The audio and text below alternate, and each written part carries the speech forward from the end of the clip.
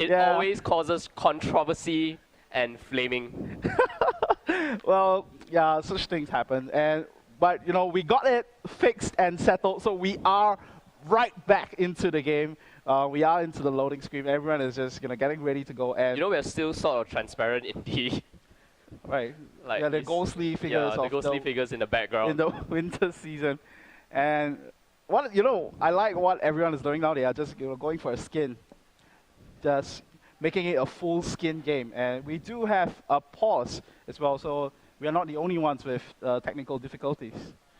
And let's talk a little bit more about the picks. You know, we have been hopping about the 3.13 patch, talking about different things, but haven't been talking about the team composition. So, like we were saying earlier, Dr. Mundo being settled in for Dinter in this matchup. And what do you think is going to be the impact that he's going to try to bring into this match? I mean, we have seen Dinter play the Mundo pick very well, and sadly he's not using the Taipei Assassin skin. Corporate Mundo, you know, maybe he wants to start a business, but anyway. Maybe he just got spiked by what you say, throwing the World Championship Cup away. Yeah, I don't think they want to throw the World Championship Cup away, but anyway, like I was saying, the ganks coming in from Dr. Mundo, especially the cleavers, which does percentage health damage, can really be a huge deterrence against any of the incoming ganks. And the slow from the cleavers, infected cleavers, are gonna be a huge deterrence and an aid, especially when you come to gank a Jax lane pre-6 with his Counter-Strike, is able to kind of set up that stun for you, and ganking a Gragas lane post-6 is definitely able to set up an easy explosive cast to actually knock the mid laner back. That's right, and another thing that we didn't really talk about as well, and as we see Tainted Ones just taking out the ward at the same precise moment, is that we have a Corki in the mid lane, gonna be played by Golden this time around, as he lands some poke damage onto Archie. So, this double AD composition, we have seen KLH run that in the past.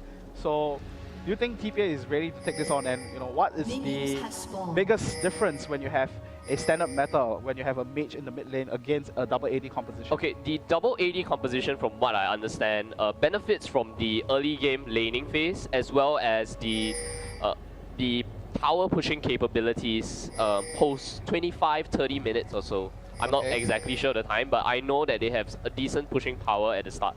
And if they manages to hit the actually snowball the game in their favor, they will be able to take the lead from there and try to close out the game as soon as possible, because the immense power damage from the 2 AD carries will be advantageous to them in the early stages of the game. However, if Dr. Mundo or Jax becomes too tanky for Corki and Twitch to actually handle their beefiness and their armor and their resistances, the double AD carry composition kind of falls off.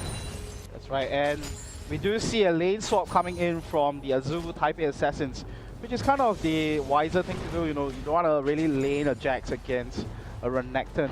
And at the same time, we do see Archie taking out one small golem by himself so that he doesn't lose out too much in terms of his experience count. But at the same time, we do see Tainted One going back as well.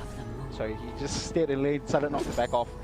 And I like what KLH is doing actually. They have a lot of wards, a multitude of wards being placed on the map already. And that kind of just counters out Dr. Mundo's early game strength, because for Dr. Mundo, you kind of want to secure 1 or 2 kills earlier in so that you can have your early health items. So when you hit level 6, you can go in with your ultimate and soak up most of the damage when you try to go for a dive.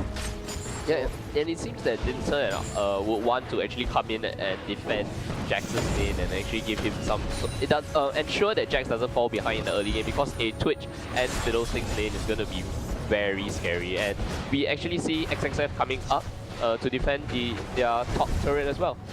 Right, but at the same time, we do see Red Hot Race and Warlands putting on some good damage onto Archie and sieging up the turret as well. And the thing that TPA has to kind of watch out for is that traditionally when you have a Fiddlestick support is it just adds on to your sieging power, because when you go into the turret range, you can just spear the opposing laner and then just put in more poke damage onto the turret and just further outputting more damage as well. So that's something that they have to watch out for. Like we see TPA trying to push out this top turret, but at the same time, at the bottom turret, it has taken quite a significant amount of damage already. Yeah, and the fear proc from Fiddlesticks itself is gonna kind of deter any oncoming ganks, and it's gonna and this Twitch and Fiddlesticks 2v1 is gonna be rather safe. That's right, and we do see actually Documundo played by Dinter at the side, but a quick Valkyrie just escaped out into safety, and the attempt from Morning and Dinter just goes futile. Yeah, Morning cannot afford to fall too far behind. We have some action in the top lane with Tainted One taking a huge bunch of damage. XXF going in and dealing a lot of damage to BB. And that was a good exhaust coming in from Jay as well. And BB now putting on some damage onto XXF. He definitely wants to back off from there. He can't afford to lose his grip buff so early on, and giving it to BB, because that's just gonna cause more harm onto Tainted Ones. So right now, 5 minutes in, a rather early and defensive start for both teams. They don't want to go in for anything too risky as of yet. Yeah, it seems that TPA is content with actually kind of freezing the lane at top, because we can see that Renekton is kind of far back on the CS, whereas KLH wants to actually push the turret, get the early advantage, get the early goal, which is what their composition is made to do. Push turrets, take advantages, take objectives early, and kind of snowball the game from there.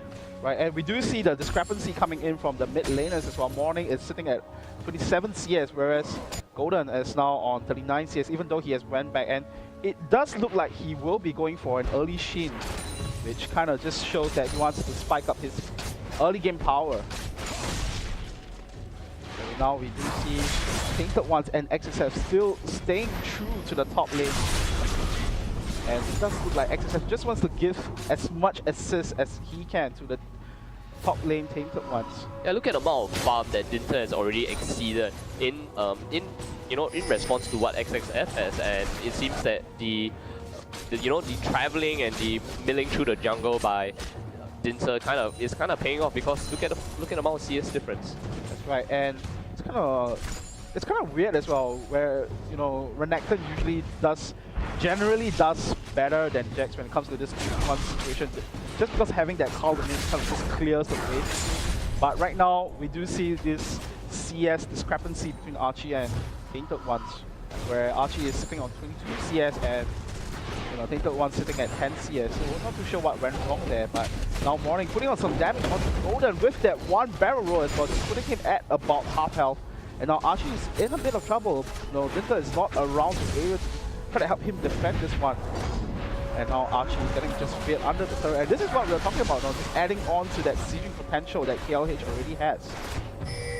Yeah, the amount of damage that KLH has been able to put onto the bot lane turret is kind of, is dull in comparison to what TPA has put, because I don't think the top lane turret has suffered a lot of damage at all. Right, and now BB manning up, going 1v1 against Tainted Ones.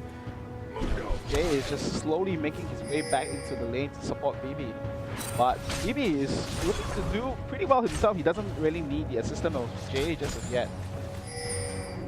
Yeah, if you actually notice, the top lane turret has not taken much damage at all, whereas the bottom lane turret is just about to go down. So just one final push from Red Hot Rays and Wildlands should be able to easily take down this turret. Right, and we do see Morning getting chased on by XF there. And that was actually kind of a bait by Morning. He wanted to go in for Golden, and he is sitting at about 1/8 of his remaining HP. And now Dinter getting caught out of position, getting trapped into the Cataclysm, and once again Morning getting re-engaged on by Golden right there, and the flash body slam just takes him down for the first blood. What a fabulous awareness coming in from Morning right there. Questionable play coming in from Golden. I mean, he was already so low on health. He had the barrier, he had the flash, but was not able to respond in time to actually use those. It was a two-time bait as well. The first time when actually Morning went over the wall with the bottle slam onto the brush, and the second time using the flash. It's a great mechanical play overall from him. And here we probably will have the bot lane turret going down in favor of the Kuala Lumpur Hunters in a short while. And as I say it, there we go. The first turret of the game goes into favor for the Kuala Lumpur Hunters. And we do see Jay and BB making quick response to it as they take out the top turret. So before this, it was kind of swinging in KLH's favor, but right now we do see TPA just coming back into control, but KLH looking to answer with something of their own, going for the dragon.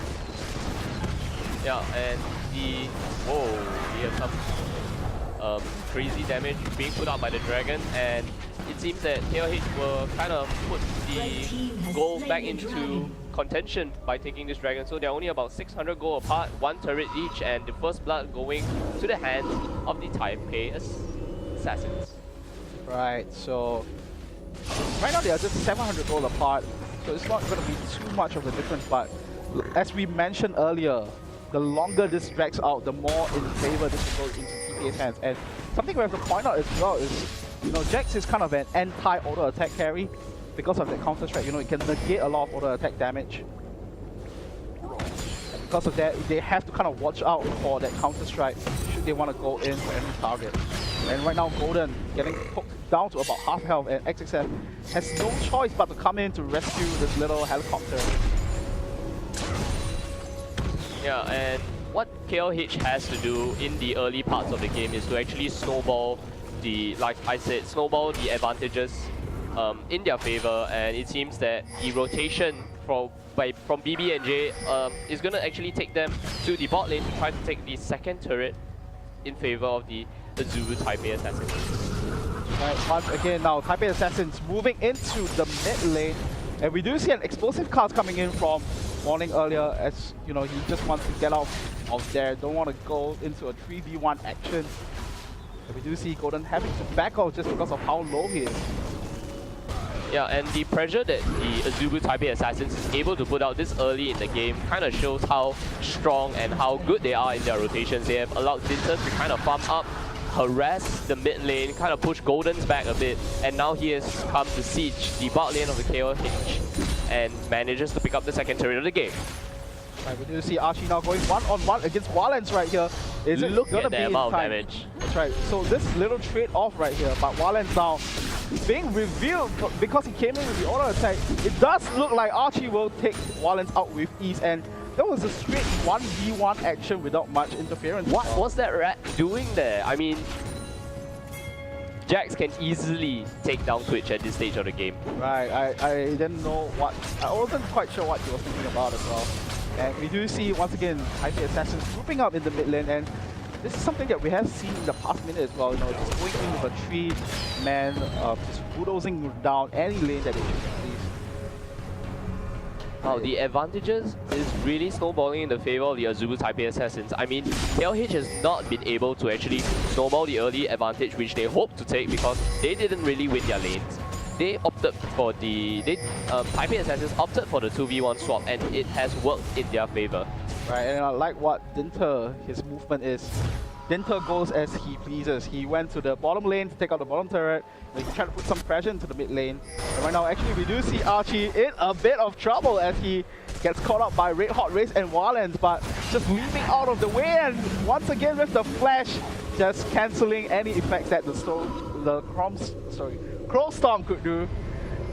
And yeah, he escapes that gang with a silver, and Golden's being taken extremely low. The exhaust being powered onto him. Will Morning be able to pick up a kill? And no, Golden's kind of escapes with about 200 HP. Right, must be the Ruby Crystal just doing some work. Yeah, how as the game kind of progresses in the favor of the Azubu Taipei Assassins, how do you like the new sounds coming in when you kill a minion? Ching! You hear that? Like cashing in everything. Cashing in, it sounds like the casino. Yeah, casino, man. Just cashing in every time you kill something. Kind of like a slot machine as well. And right now, BB looking to take some more gold for himself as he goes head on to Tainted One, but Tainted One's still pretty much healthy. So even though he got taken down at about half health, he's not going to go down to the hands of BB again. The commanding map control coming in from the Azubu Taipei Assassins. I feel that this is gonna slowly snowball into the favor of the Assassins, and it seems that KLH does not really know what to do because their AD carries have not been able to pick up the core items to actually become a threat to any of the damage dealers on Azubu Taipei Assassins, and it just seems that the early goal lead coming in from the Assassins from the 2 kills as well as the 2 towers early is just too formidable. Right, but you have to remember this is pretty much still a low kill count game. So if Kuala Lumpur Hunters could get one good team fight in, they could possibly just come back ahead on this one. But I like what Azubu Taipei is doing. They are not even actively searching for those team fights. They're just going in with small skirmishes going for 3-man actions like what we are seeing once again as they take out this bottom turret. So Dinter just pushing on ahead ever so quickly. So right now they do have that 3 turret advantage as to what KLH have, which is only 1 turret. Yes, and I really like the choice of putting Mundo, Janna, and Vayne into one. Split push, kind of a group together to push, and here we have some action in the mid lane, but nothing much. Morning being very safe there. And as I was saying, the Janna shield provides AD for Vayne. The steroid from Mundo also provides AD, and the cleavers provide a very good siege potential. And finally, if they need to kite, they have the master of kite, Janna. Master of kite. Mistress of kite. Mistress of kite. You sure she's not just blowing things around? I don't know. Well, she blows me away, definitely. She blows you away. Yeah, blows me away. Okay, I see what you did there. And right now we do have all members of, not all members actually, 3 members of Taipei Assassins moving back into the mid lane once more, and they're gonna try to take out the only outer turret that stands in their way. As we do see Archie slowly farming up his advantage. He is having a good advantage actually, having 40 CS ahead of his opponent Tainted Ones. It does look like he wants to go back to, spend some cash. Yeah, and it seems that the core items have already been picked up on the side of the Azubu Taipei Assassins. Vayne has gotten the Blade of the Ruin King, and sooner or later Archie is going to pick up his Trinity Force the moment he actually kind of goes back. He wants to do the Tainted Ones, and let's just see how much damage he's able to. He wants to do the Tainted Ones. I mean, he wants to deal the Tainted Ones, not do the Tainted Ones. I know you want, Janna to blow some people away. Well, Jeez. I can't say much about that. Well, Archie now having a bit of trouble against Tainted Ones. We do see Golden's XXF all coming in onto Archie right here. He's just dueling in the turret range, and Tainted Ones now going down to Morning. And BB now putting some good work onto Golden. So a counter initiation coming in from TPA does make some good work. Now Wallen's coming in with the spray and pray. Is he gonna reach BB and Archie in time? Does look like Archie still lingering around. Maybe he wants to buy some time for BB. And the field coming in for Wallen, but it's not going to stop him. And BB now in a bit of trouble, goes down to Wallen's in the exchange. No, actually XXF picks that up probably from the red buff. So overall, just a 3-for-2 exchange. Yeah, but notice the fact that Kuala Lumpur Hunters kind of came up even in that trade, but they did not manage to pick up any objectives at all. And in the meantime, we had Dinter pushing into the mid lane, taking the turret, and now just wailing away at the 2nd tier mid turret. Right, it was kind of like a sloppy engage from both sides. They had a clear game plan. They wanted to go in, pick up Archie, probably take out the top turret, and then leave. While TPA on the side, they knew they could see the gang coming in, but they kind of just, just messed up a little bit on the counter engage. That's why we do see some of the members going down, and overall quite a messy skirmish. But in that sense, in that one exchange, TPA still managed to keep the top turret and apply some damage onto the mid lane in the turret as well. So they are still kind of ahead in this sense. Yeah, and look at that. The Athene's Unholy Grail on Gragas, the Trinity Force on Jax, as well as the Blade of the Ruin King, plus a Zeal on Vayne. And from that 2 kills that Twitch actually got in the top lane, Walens has picked up also the Zeal and the Blade of the Ruin King. Yep, so this 2 kills kind of just bringing him back into this game, and it's quite important for him. Something that we didn't mention as well was that KLH kind of have a good team fight potential, if you ask me.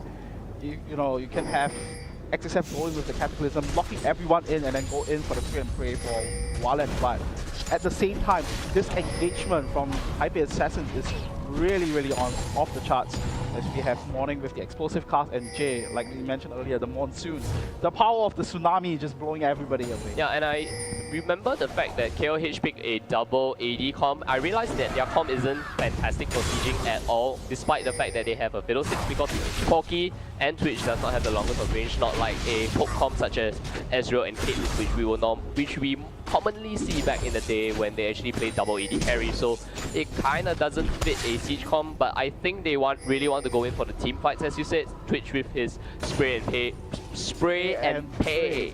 Spray and pay. Cash out with money in the bank. And we do see Archie now going up against Tainted Ones once again in the top lane.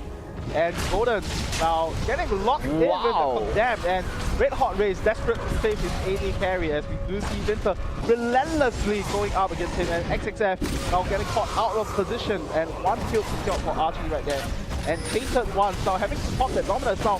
The explosive cast from Morning, not too sure whether that was the right decision, but nevertheless, they do pick up Red Hot Rays in that one exchange. You know, Morning knew that Red Hot Rays was coming in with the Crow Storm, decides to knock everyone away, pick up the support and just walk off. So he's like, no worry guys, I got this. And not just walk off, they have started the Baron. This is a 20-minute Baron. Right, but you have to take into account, you do have Jax and Dana, so this is captain traditionally known as fastest Baron takers in the game, and like not forgetting Mundo, the infected cleaver's percentage health damage. Yeah, that's right. So they have done this below 2-minute Baron, and this is just gonna bring them once again so much more ahead for Hunter. And we may see an ambush here in the mid lane. But BB kind of uses, you know, Cupid sensors because he's using the heart seeker vein skin. I mean, he sends the heartbeat of Wallens coming in, the killer instinct coming in. The killer rat instinct. Killer rat instinct. Yeah, Splinter not being able to pick up that kill onto Vayne. It's not his day. He has to go back down to the Cupid and do some training once again. He needs to bring his turtles in. Right. No rammers today. That's right. So Archie. Wow, look at that view. And easily picks up that kill. Yeah, and Wallens now, is he gonna face some trouble? But does look like Archie don't want to overdo. And BB coming in with the teleport. I just realized he picked up a teleport. Right, something. How did we miss that out? I don't know, man. We were too distracted with Splinter and the whole Ninja Turtles thing. And now BB with that flash spear. Are they gonna be able to catch BB? And what a flash out of the Cataclysm to just go into safety.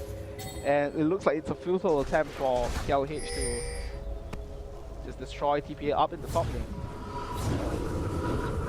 Oh, there you go, the Tsunami cancelling out the Tsunami. When did the Howling Gale become a tsunami? I have no idea, man. It just looked so strong and so destructive. Yeah. Just became blown away by China once again. Blown away, man. Too strong, man. And in that time, we actually have Morning as well as Dinter pushing in the mid and the top and the bot turret, and they kind of dealt some, you know, significant amount of damage to those turrets as well. So KLH has completely no answer for the aggression, and you know, TP is just not backing off in any way or form, you know, at all. They don't have to, man. They have the Baron Bar, man. They have all the advantages in the world they need to end this game. And right now, KLH have in some weird position and want to flash over the edge to get out to safety. But they did blow a flash in the attempt, so yeah. And Morning actually kind of airballed that explosive cast there. I mean, it wasn't some of the best explosive cast, but still, you know, nothing to lose from that burn because the cooldown on the explosive cast is relatively short. Right, and you know, having that Holy Grail as well, is that extra cooldown reduction just gonna make sure that his cast just comes back in time. And right now it's at about half cooldown already, so not too much of a hassle for him. We do see once again Taipei Assassin sieging up the top turret as we have BB kind of just pushing on his own in the mid lane. Yeah, I mean, BB has made some fantastic rotations, has come at the right time, picked up some core kills as well as assists, and it seems that KLH does not know what to do. They want to fight, they can't get a good engage, and the disengage, as you said, coming in from the Taipei Assassins from the explosive cast as well as the Monsoon is just, you know, it kind of negates all that dive potential coming in from XXF and the Tainted Ones, not forgetting Red Hot Rays with the Crow Storm.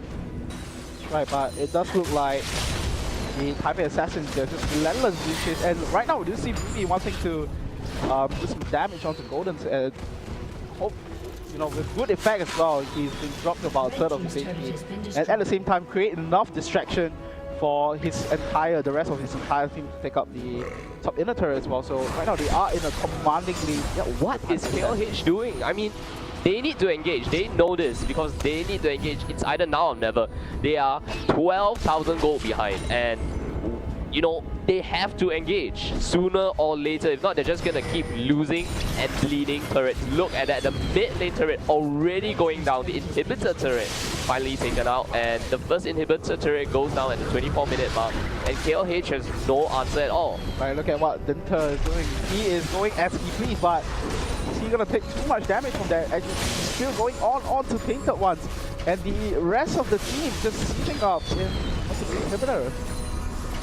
So what is KLH's response to this? But we are kind of fearful of what the Azubu Taipei can do, so they decided to just play it safe, hop into the back line, and hopefully get someone out of position before they go in. I don't know how they're gonna hop into the back line. First attempt, they're gonna be blown away by Jenna. Second attempt, they're gonna be blasted away by the explosive cars, and anyone who tries to get onto BB will just be condemned away, so you're kind of condemned to lose. Wow.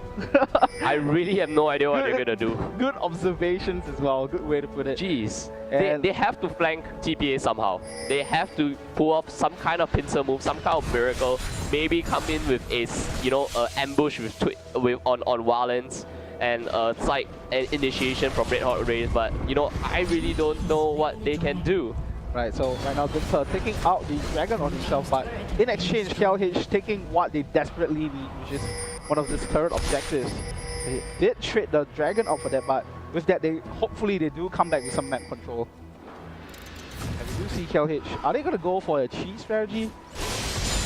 And right now we do see Jay getting jumped on by XXF right there, and this Throne Storm gets used up. BB is the one in trouble, and Tainted One's going all in with the Dominoes, but Morning still healthy and alive. BB with the double buff now, picking up the kill onto Tainted One, and now Morning coming back to the rescue onto BB right there, and Archie with the counter strike locking everyone into place. That's a double kill for BB right there. The two remaining members of KLH now struggling to keep alive. That's a triple kill for BB right there. And the quadra kill, it does look like it's not going to be a panther for him, or is BB going to continue on with the chase? It doesn't seem that BB is able to catch on to Goldens. That quadra kill though is most likely going to seal the game for the Taipei Assassins. The death timers aren't extremely long at this moment, but they will at least take the inhibitor from this, and they can easily transition to a Baron after this fight. And it was a huge goal spike for BB as well. He went from 1 kill to 5 kills, and with that pick up some good extra goal, 1.8k goal. So maybe can go back and finish up a major item once again and go in for the Baron like you said earlier. Yeah, I really like the item pickup coming in for BB, because the third item he actually got was a defensive item, which was a quick Silver Slash, and this enables him to actually cleanse the fear away, and that fear is one of the only things that's actually keeping BB from harm, because like I said, the initiation coming in from the side of KLH is easily negated by Morning as well as Jake. So we do see Taipei Assassins once again go in for the Baron.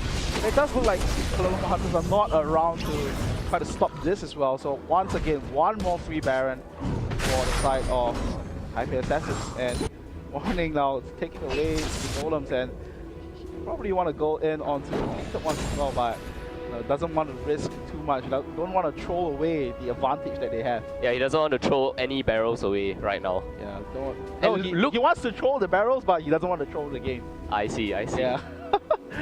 And Kuala Lumpur Hunters, the situation looking quite grim for them. They have to kind of make a miracle comeback. They want to just secure the game themselves. I don't know what they can do, honestly. Look at the level disadvantage coming in. 17 on RG, 18 on Morning, 16 on BB compared to the 14 on Tainted Ones, 14 on Goldens, and 14 on Wallens. They are outclassed this match. The Baron buff on Taipei Assassins, BB teleporting in with the Hex Drinker, picking up some more defensive items. It seems that they're just going to push, brute force their way, take the Nexus turret, take the inhibitor, and eventually go for the win. Look at that explosive cast now landing onto the entire lineup of Kuala Lumpur Hunters. Now Archie going in with the counter strike as well. That was one kill quickly secured by Archie there. Wallens has to run for his life, and now BB, is he gonna be in some trouble, taking some good turret damage, but eventually manages to back off after the double kill. Now XXF going in once again. Is that the right decision to do? It does look like he manages to survive one slither of health.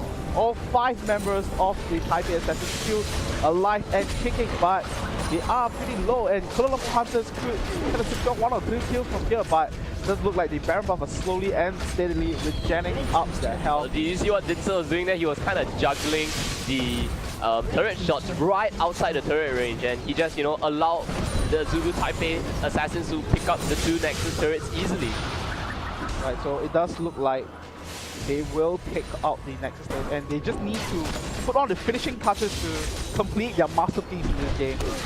And once again, the explosive cast landing on the bonus, and Archie just securing that for himself, and Red Hot they wanted to go in with the Crow Storm, but just got face melted immediately. No consolation kills at all on the side of Kuala Lumpur Hunters, and it seems that, KLH is kind of off of their game. They didn't really execute their game plan as expected. I mean, I expected them to win the laning phase, or at least try their best to win the laning phase, and it did not happen. And in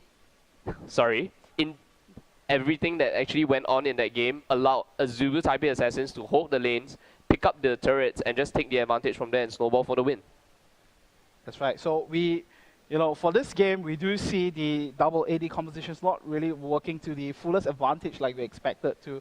And you have to give Dinter some credit, he has been going around. And I like their strategy all throughout the game. They went for 3-man laning, and they just bulldozed down any lane that they choose. Correct, they took the bot 2 turrets. Yeah, just by this in 3-man push. Correct. And, just some really good rotations overall. And, just constantly punishing KLH when they want to try to counter that for themselves, and eventually that just gives them enough goal and item advantage for them to win the game. Yeah, and not forgetting Azubu Taipei assassins have so much disengage on their team composition itself, and that kind of allowed them to negate any engage coming in from the Kuala Lumpur Hunters.